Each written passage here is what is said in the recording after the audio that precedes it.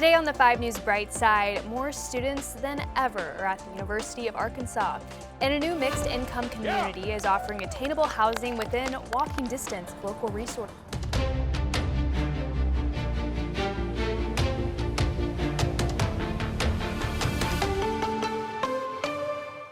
Welcome to the 5 News Bright Side. I'm Morgan Wrigley. A Fayetteville nonprofit is asking local churches and community members to help fund what it calls faith-based reparations. The Zacchaeus Foundation gives some of the money raised to Black-led nonprofits in Northwest Arkansas for what they say is to make up for slavery. 5 News reporter Taylor Howard explains how it works and why one Fayetteville church is taking part.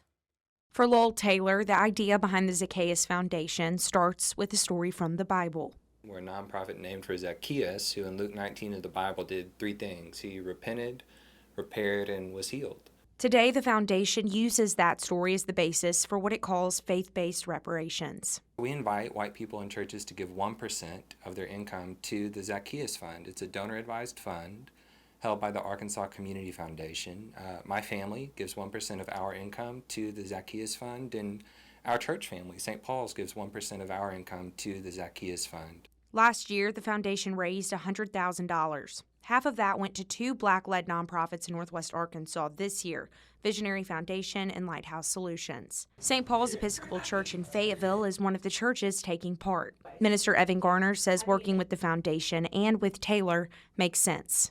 And when the Zacchaeus Foundation offered this opportunity, we were really delighted to partner with them to be one of their supporters. Garner says they don't view that 1% as charity. We're not just helping people who need it. We are restoring what we have taken in order that wholeness might be possible. And those donating the money aren't the ones deciding where it goes. Our Black Board members distribute an application to local Black nonprofit leaders and then decide among the applicants who receives funds. The foundation has a goal of building a $1.4 million endowment by 2035. Taylor says this would eventually be enough to give about $50,000 to Black-led nonprofits every year. Won't solve racism or end racial inequality, but it does represent, I think, a starting point. In Fayetteville, covering news where you live, Taylor Howard, 5 News. The University of Arkansas's fall semester is underway, and Fayetteville welcoming more people to campus than ever before. 5 News reporter Claire Eberbach shares what school leaders say enrollment looks like this year. But there's a lot of incoming freshmen this year at the University of Arkansas. In fact, more than ever, it's a record number of 7,000 incoming freshmen. That goes for both out-of-state students, in-state, and international students. Enrollment has grown rapidly over the last 5 years, with the Walton College of Business seeing the most growth. The university is working to keep up with that growth by adding housing, courses, and other infrastructure. Admissions leaders say one reason that more students are choosing the university is what they experience when they set foot on campus for the first time. When they come, they see what there is to do here, they see what we have to offer, they see the way faculty members engage, then they say, this is a place I can find as a campus home. While the Walton College of Business has seen the most growth, according to the admissions office, all of the colleges across the university have seen significant growth as well.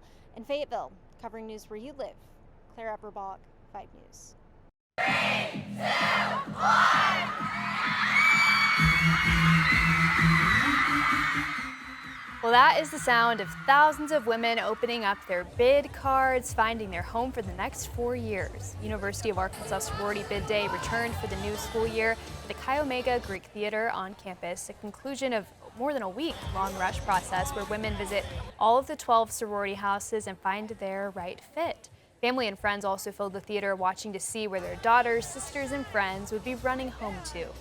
Just to see her go through this experience and know that she's going to have a designated group of girls to take care of her, feeling the vibe in the air, I might as well be rushing. Just the experience of it all is so fun to be a part of.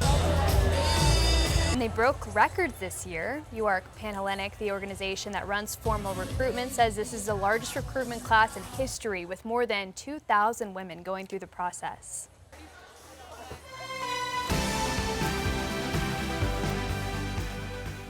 If you live in the Fayetteville area, chances are you've heard of the Yvonne Richardson Community Center. For 30 years, it's been a place where kids and families can learn, play, and build community. Well, now after several years of renovations, the center is entering a new chapter. On this edition of Red, White, and You, 5 News anchor Tiffany Lee introduces us to some of the people who helped bring the project to life and shows us why the center continues to be a pillar of the Fayetteville community. It's been a journey.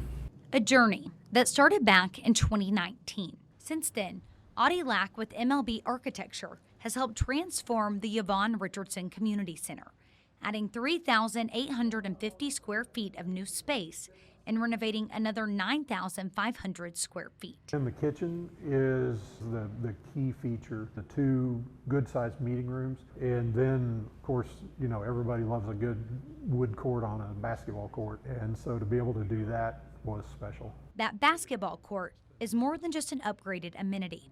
It's a tribute to the Richardson family. Coach Nolan Richardson is a name known across Arkansas. He led the Arkansas Razorbacks to their first and only men's basketball national championship. Yvonne Richardson, who the community center is named after, is his daughter. Some of the things here are a shout out to her. Our mural in front of the building has a call out to her favorite artist, Prince, and her favorite color, purple. Yvonne died after a battle with leukemia. She was just 15 years old. A few years later, the city of Fayetteville opened the community center in her honor. 3 decades later, her legacy is still at the heart of the center. Josh Laidfiesta, the center's director, says the legacy is about giving back and leaving your community better than you found it. That mission comes to life through programs designed to give kids and families opportunities to grow, from cooking classes and literacy programs to summer camps and sports clinics. This place is a magical place. It's been a magical place for 30 years. And what we do here has a big impact on our families and kids who come to the center. Josh says Coach Richardson has always played an important role at the center, as well as in the renovation, offering input on how the center could better serve and reach even more families, especially when it comes to sports. And while Yvonne's life was far too short, the people who walk through these doors are helping carry her legacy forward. A legacy built around family, community, and opportunity. In Fayetteville, covering news where you live, Tiffany Lee, 5 News. A local baseball tournament benefiting Alzheimer's research returned this week. Coming up, how a lifetime of love inspired the Field of Dreams. Well, after years of development, a group of Northwest Arkansas nonprofits officially opened a new affordable housing complex in Rogers. Community Development in Northwest Arkansas recently cut the ribbon on the new Olive Street apartments. The nonprofit says the 2-bedroom units are nearly 1,100 square feet and all will rent below market rate. 11 of the units will be priced low enough to qualify for Section 8 housing vouchers. What's special to me about a project like this one is when you have a nonprofit owner, you take away the incentive for return on equity. What we've created is a long-term store of value that's going to serve the community rather than serving an individual investor. Managers told us the 2-bedroom apartments are available to rent, but they're expected to go fast. A former U.S. Senator is looking back at the spot in Northwest Arkansas he says shaped him. Tim Hutchinson's new memoir reflects on his life, his career, and the lessons he carried with him along the way.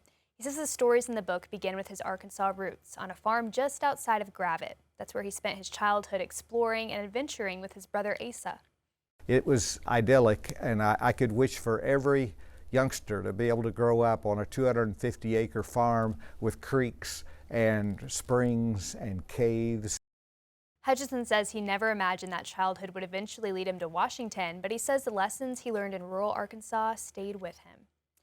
A baseball field in a Fayetteville backyard built for 2 grandsons has become much more. The annual Field of Dreams tournament at the Peroni Field has now raised close to $100,000 for Alzheimer's research. 5 News reporter Taylor Howard shows us the woman behind the vision and how her legacy is now reaching the nation. Before the field became a fundraiser, it was just part of Sam and Patricia Peroni's backyard. They built it for their grandsons and their Little League teams. And when Pat's Alzheimer's got worse, she couldn't come out anymore. She loved coming out here, seeing the little boys play and have a good time. Until one day, Sam looked out at that field with an idea. I said to a friend of mine, we need to have a tournament And he said, yes, we could raise money for Alzheimer's research. And I said, that's what we're going to do. 6 years later, this is what that idea has become. 5 Little League teams taking the field this hot summer weekend, raising money, all in Pat's name. When Sam first started the event, I think he raised around $1,500, and last year it was $45,000. So that's how much the event has grown over the 6-year period. David Cook with the Alzheimer's Association has worked next to Sam since the fundraiser started. He says over the years, Sam has raised close to $100,000 for Alzheimer's research, and the need is still there. There's over 60,000 Arkansans currently live with Alzheimer's disease. And so in addition to being a fundraiser event, it's an awareness event for us. What all started right here in Sam's backyard has been taken to Michigan, and now he wants to take it nationwide. I told everyone at the funeral that I was going to create a foundation in her name and that we were going to establish a tournament like this in every state of the union. Pat never got to see what the field of her dreams became, but Sam has a pretty good idea of what she'd think of it. I know that she's looking down on this and she's smiling big because we're doing good with this stuff. Well, the sky's the limit. In Fayetteville, covering news where you live, Taylor Howard, 5 News. A Fort Smith woman recently celebrated a major milestone, turning 103 years old. Dorothy Criswell marked this major birthday surrounded by loved ones, including 5 generations of family members. She said one of her proudest moments is having her children around, and she says the secret to living to 103 is having faith. Ask God to help you. That's what I done. My husband said, faith. I just started praying, ask God to help me. And he did? Yeah. She said if she had to give out advice, she would say, remember to always pray. Buc-ee's is officially open in Arkansas, and if you thought people were excited about just a new travel stop, you haven't seen this crowd. Thousands turned out in Benton for the grand opening of the Natural State's first Buc-ee's, with some visitors traveling from across the state and across the country. Tamer Knight takes us inside the grand opening. 2, 3. Come try Buc-ee's sandwiches. They're very good and amazing.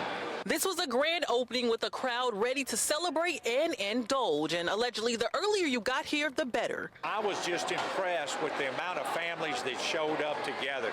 At 4:30 this morning, there were lines both directions and people from everywhere. And by everywhere, Mayor Tom Former quite literally means everywhere. I talked to a couple from Maine, a couple from Iowa, a couple from Alaska, a couple from Hawaii. I talked to some people from Tokyo, Japan.